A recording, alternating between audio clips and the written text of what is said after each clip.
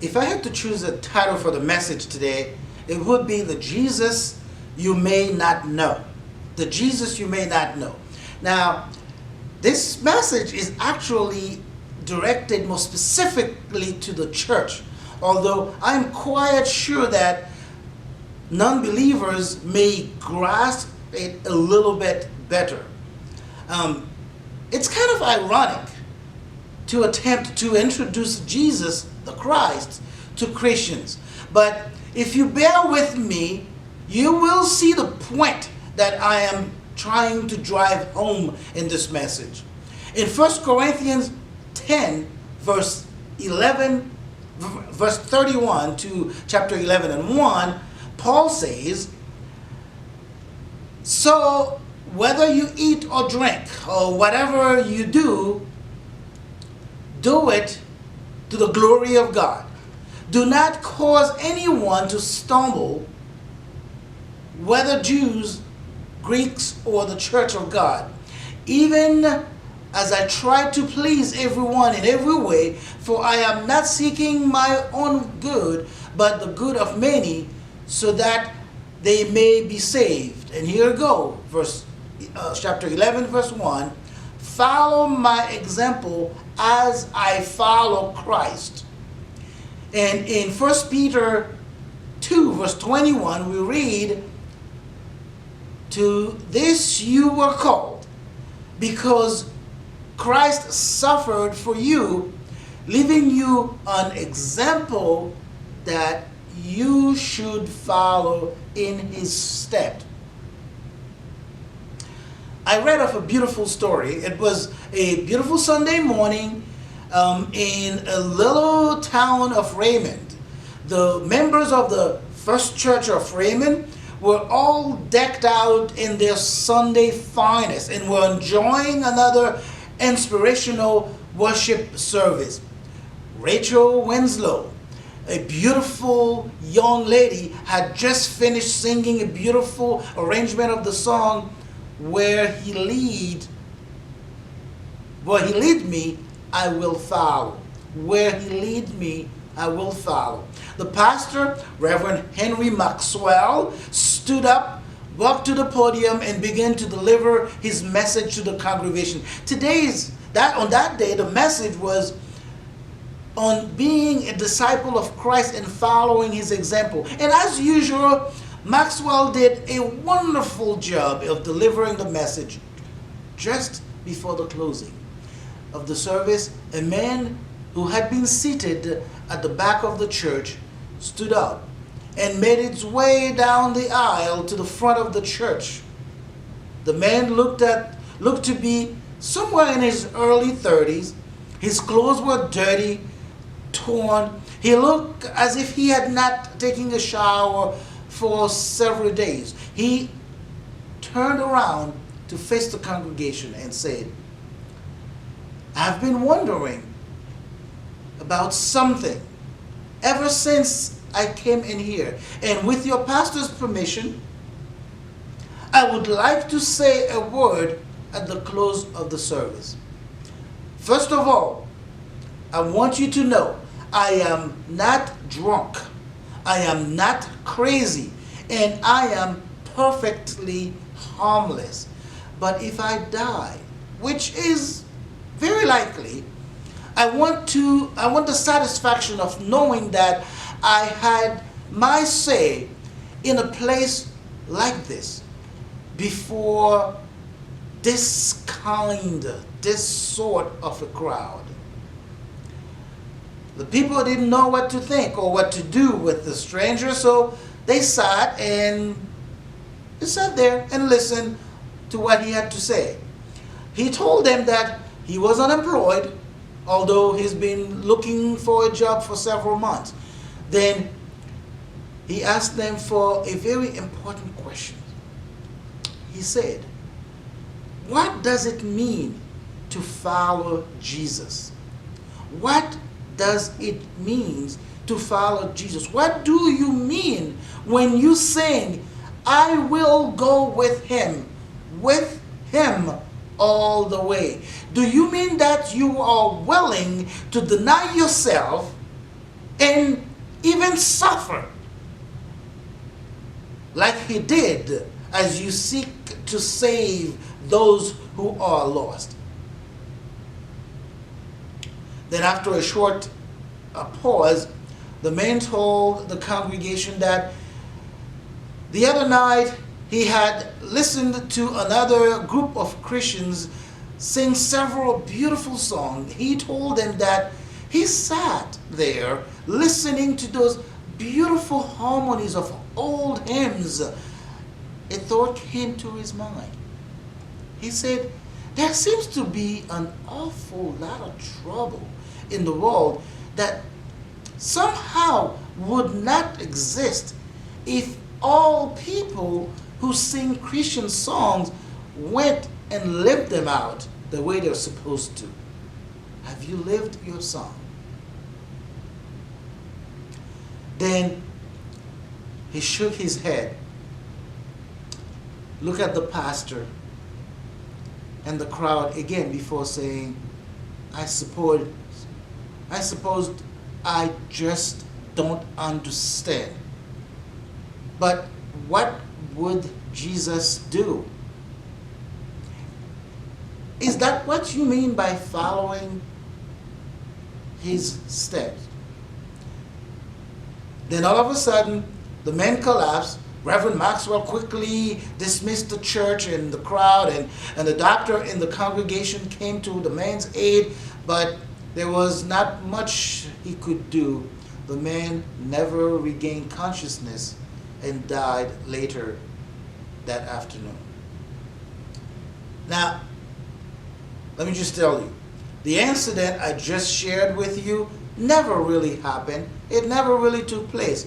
But it has challenged thousands of Christians around the world to take a good look at what it means to be a disciple of Jesus Christ.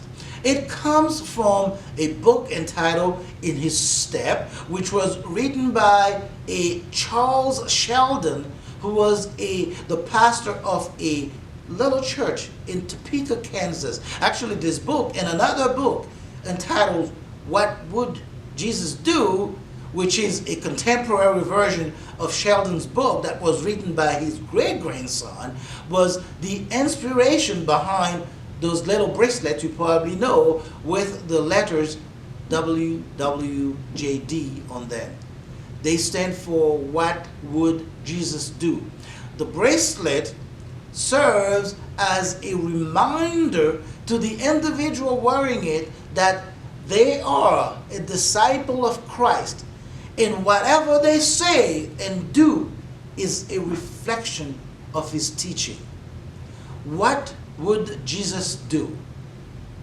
I mean, is that not an old-fashioned notion that would not relate to us in our time in the 21st century? No, it's kind of interesting how the same questions was asked in the book written in 1896. It is also kind of interesting considering the fact that in 1996 they were dealing with the same kind, or at least some of the same problems we are dealing with today. Some of the problems are a little different, but much are the same. But the question itself is still the same. Today, I want to use that question as I discussed some practical ways of living out our faith in the 21st century. I want to do this by presenting you with a number of real-life situations that Jesus faced, which we will face also, or if you have not faced them already. As we consider those situations, we will see some of the characters of Jesus Christ as compassionate, loving, forgiving, and humble. The first one, what would Jesus do if he came across someone in need? Of course, this was something that happened all the time. When Jesus was teaching and preaching, He was trying to meet the physical and spiritual need of the people. Remember the story? One day, Jesus had spent much of the day teaching and ministering to a large crowd of people near the Sea of Galilee. When the disciples came to him and encouraged him to send the people away so they could go find something to eat, since it was getting late in the day and it was a remote place, Jesus told the disciple to go feed them. Of course, they protested and said there was no way they could find enough food for a crowd that large. And even if they could, they didn't have enough money to buy it. About that time, Andrew walked up to a young little boy who had 5 small loaves of bread and a couple of fish. The boy was willing to share. Jesus told the disciple to have the people sit down. Then he took the loaves and the fish from the boy, thanked God, and broke the bread and gave them to the disciple to pass out to the people. You know the rest of the story. After they finished eating, the disciples went out and picked up the leftovers. There were enough to fill 12 baskets.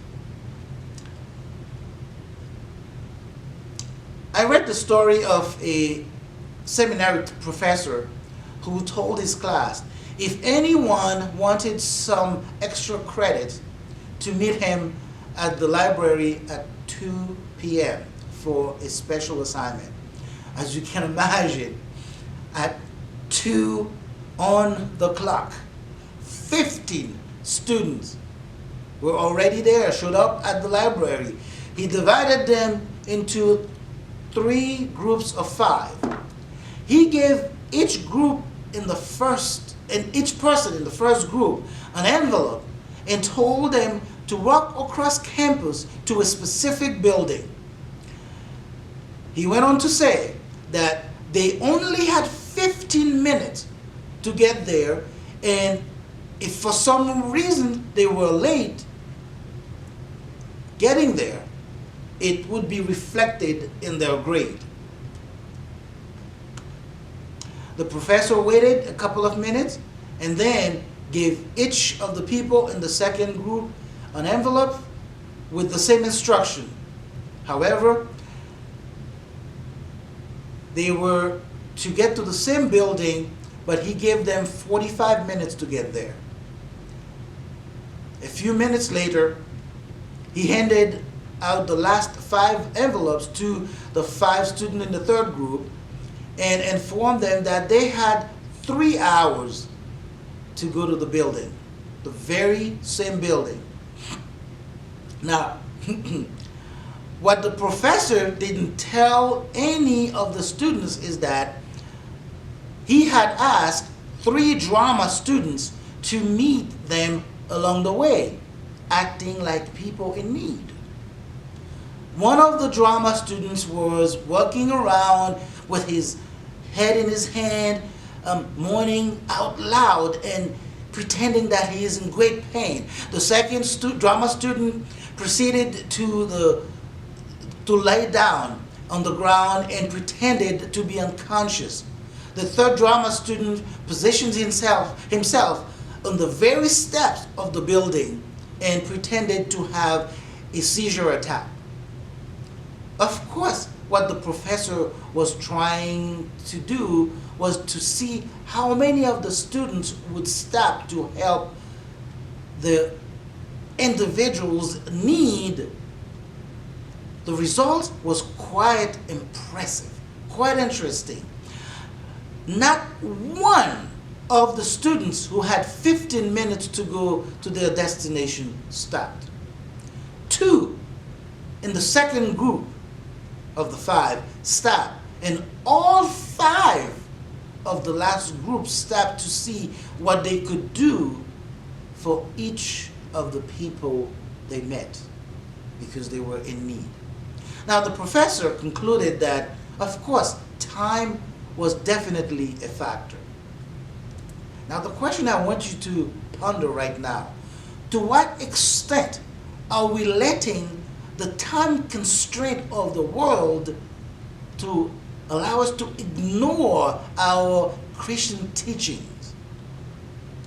In the parable of the Good Samaritan, Jesus taught his disciple the importance of being willing to help those in need. Maybe one of the reasons that the Good Samaritan was able to stop and help the man who had been beaten and left for dead was because he wasn't in a hurry. Meanwhile, the priest, the Levite, very important people in the community, they were both living in the fast lane, simply didn't have time to allow themselves to be sidetracked. Now, it makes me wonder how many people God placed in our path every day who need help, but we are so busy that we don't even see them, much less help them. Too often, we see someone in need, instead of helping them, we judge them. We think so to ourselves, maybe if they would just get a job and stop doing whatever it is, this or that, they would have enough money to buy something to eat or to pay their bills. But let me remind you that Jesus taught his disciple not to judge anyone. I think we can safely say that Jesus always did everything he could to help someone in need. And as his disciples, we should do the same. The second point that I want to bring, what would Jesus do about those who had wronged him in some way? Those who have wronged him in some way. Peter came to Jesus one day and asked him a question about forgiveness. We find the story in Matthew 18, and in verse 21 we read, "Then Peter came to Jesus and asked, 'Lord, how many times shall I forgive my brother when he sins against me? Up to 7 times?'" Remember, most Jewish rabbis taught the people that they should forgive someone up to 3 times. So Peter thought that 7 times would surely be sufficient. But notice what Jesus answered him. Verse 22, Jesus answered, "I tell you not 7 times, but 7 times 7. By the way, Jesus practiced what he preached. Number 1, remember, while hanging on the cross, Jesus said, "Father, forgive them, for they do not know what they are doing." Following the resurrection, Jesus appeared to his disciple along the Sea of Galilee. In spite of the forceful promise, Peter denied Jesus 3 times on the night he was arrested. Yet, Jesus not only forgave Peter, but gave him a tremendous amount of responsibility as the leader of the early church. Jesus taught Peter and the other disciples, the other apostles, not to keep track of the sins of people, the sins that people commit against you, but forgive them. So, as Christians, we should do the same. The third point that I want to bring is, what would Jesus do about associating with people with questionable reputation? What would Jesus do about associating with people with questionable reputation? One day, Jesus was invited to have dinner in the home of a prominent Pharisee. when word gets around town that Jesus was there, a woman who didn't exactly have the great reputation came to see him. Luke recorded this story in chapter 7, starting with verse 36. Now one of the Pharisees invited Jesus to have dinner with him. So he went to the Pharisee's house and reclined at the table. When a woman who had lived in sinful life in that town learned that Jesus was seated was eating at the Pharisee's house, he bought an alabaster jar of perfume, and she stood behind him at his feet, weeping. She began to wet his feet with her tears. Then she wipes them with her hair, kissed them, and poured perfume on them. When the Pharisees who had invited him saw this, he said to himself, if this man were a prophet, he would know who is touching him and what kind of woman she is. She's a sinner. Well, you know the rest of the story. I don't have to continue. Matthew, one day, invited some of his friends, remember the tax collector, some of his friends to have dinner with Jesus. In Matthew 9, verse 11, we read, when the Pharisees saw this, they asked his disciples, why does your teacher eat with the tax collector and sinners? On hearing this, Jesus said, it's not the healthy who needs a doctor, but the sick. Now, the bottom line is, Jesus was a friend to the friendless. He was a friend to the outcast, the loners of society. And as his disciples, we should follow his example. The fourth point that I want to bring is, what would Jesus do about those who lied and insulted him?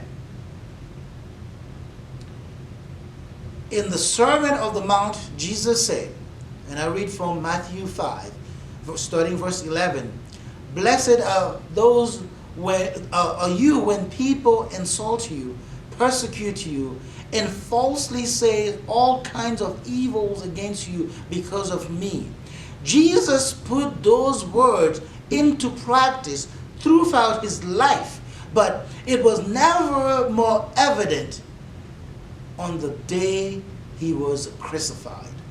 From the time the soldiers arrested him in the Garden of Gethsemane to the time they nailed him on the cross, they did everything they could to demean or belittle him.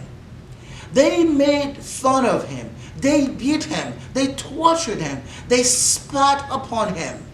Yet Jesus did not curse them or do anything like that. But as we have already mentioned, he looked at them and said, Father, forgive them, for they know not what they are doing.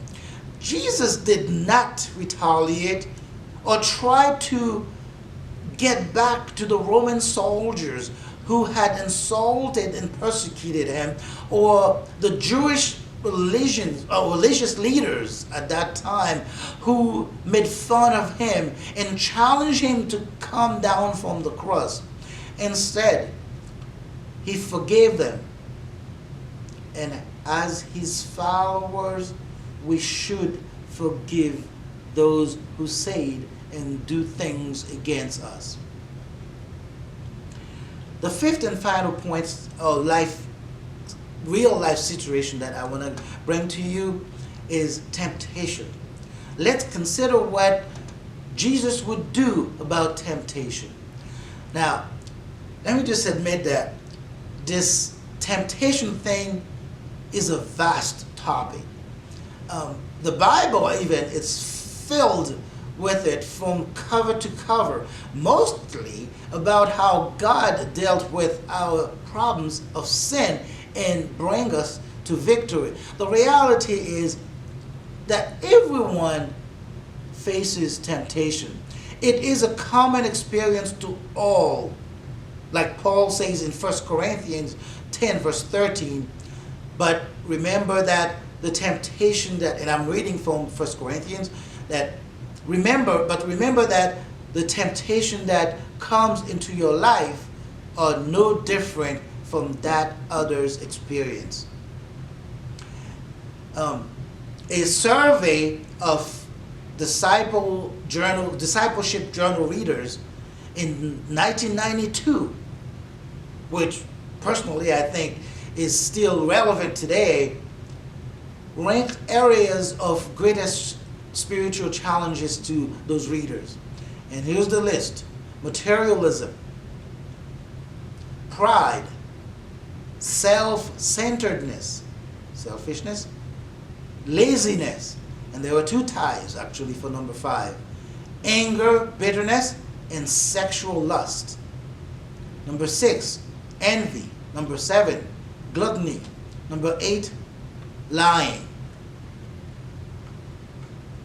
Before I go any further, let me ask you, do we identify with this survey in the 21st century? I personally think that we do. That's very relevant now. The Bible tells us that Jesus was tempted in every way, which means he was tempted in the same way that you and I, that we are tempted, yet he did not sin. When Jesus was tempted to turn the stones into bread, he turned to the devil and said, man does not live on bread alone, but on every word that comes from the mouth of God. Matthew 4:4. When Satan tempted him to test God's love by throwing himself of the highest point of the temple, Jesus responded by saying, do not put the Lord your God to the test. When Satan tempted him to bow down and worship him in exchange for the kingdoms of the world, Jesus responded by saying, away from me, Satan, for it is written, worship the Lord your God and serve him only. Matthew 4 verse 10. As an illustration, I read a short little story about Mark, a 10-year-old boy. Mark never misbehaved or caused problems in school. But Mark, unfortunately, never made good grades in spelling. One day, during a spelling test, Mark was tempted to copy off Jane, because Jane has always had straight A's in spelling. Even though Mark was a Christian and knew that it was wrong to cheat, he did it anyway. The teacher actually saw Mark looking off Jane's paper and was terribly shocked and disappointed, because she had always admired him for his honesty, but she didn't say anything.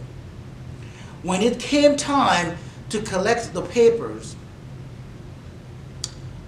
the teacher noticed Mark did something very unusual.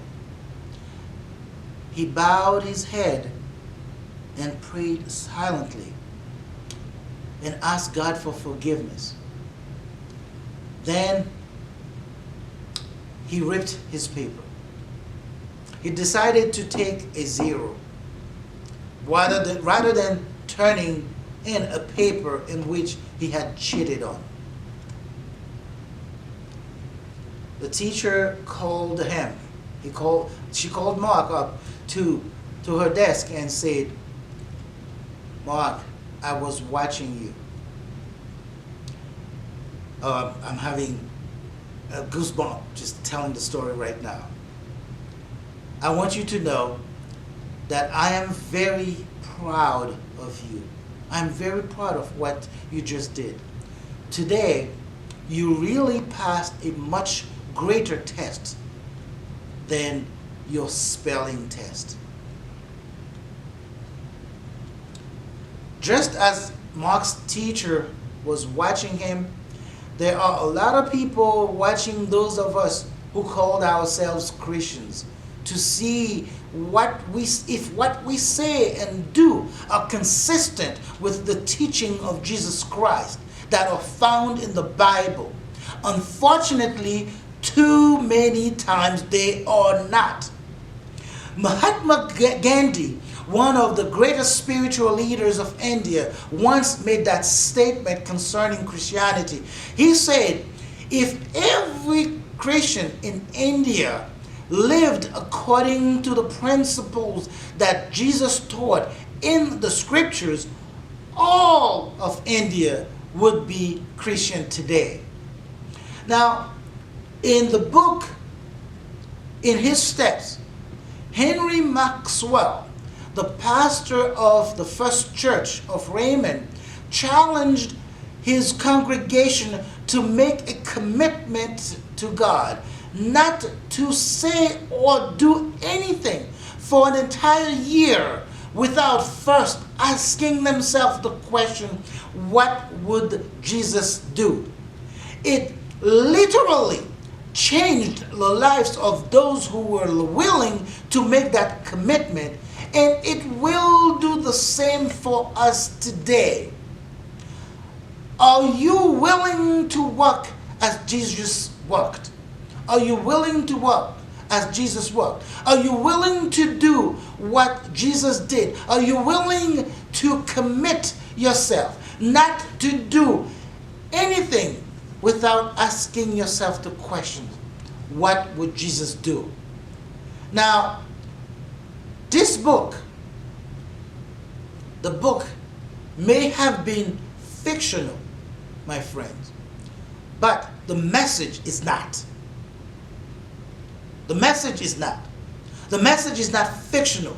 Can we really ask ourselves in all situations, what would Jesus do? Yes, of course, yes, we can. I feel like the question can lead us into the true Christian life that God has in store for us. Do you also understand the difference between the religious person and the Christian? The religious will wear the bracelet, and no, not literally, okay, not in the literal sense, but they will consider what Jesus would do concerning situational ethics so they can continue to look pious, God-fearing, clean-cut pillars of the church. But the calling and the blessings of God will go out to everyone that they would scorn and reject in the religious hypocrisy.